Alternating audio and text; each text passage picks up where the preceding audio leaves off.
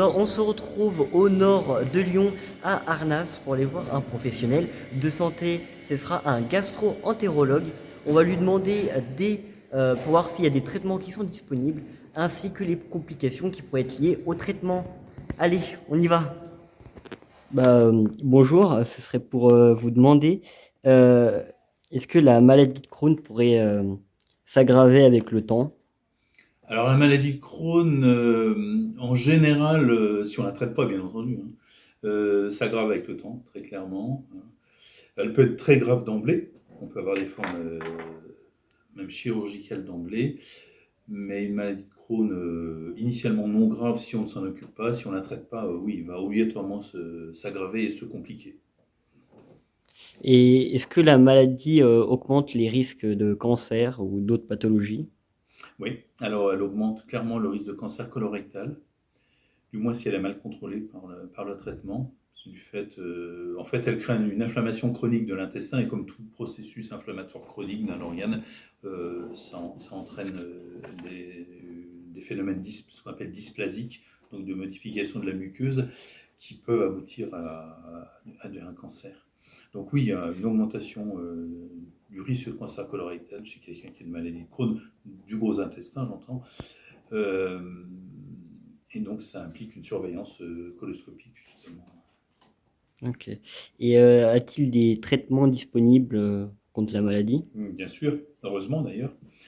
Heureusement, il y en a beaucoup. Il y en a beaucoup, surtout maintenant. Il y a 20 ans, j'aurais pas fait cette réponse-là.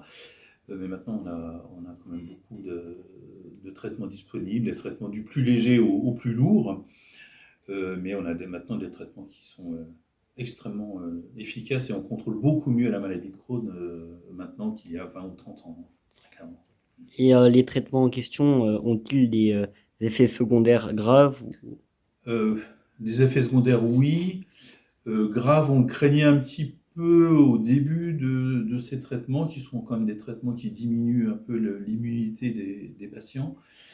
Mais en fait, on se rend compte à l'usage, et on commence à avoir du recul maintenant sur ces traitements, on a plusieurs décennies de recul maintenant, que finalement la tolérance est pas si mauvaise, est même bonne, voire très bonne, et le rapport bénéfice-risque de ces traitements est tout à fait excellent.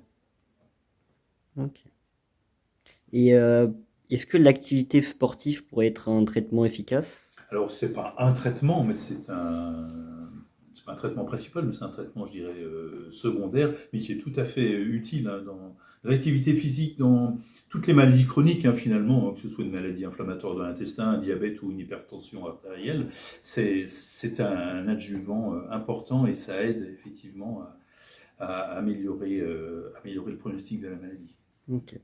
Et est-ce que les traitements qui sont utilisés peuvent amener jusqu'à l'infertilité de l'individu? Euh, non, la maladie par elle-même, oui, peut diminuer la fertilité, comme toute maladie chronique. C'est pas spécifique à la maladie de Crohn.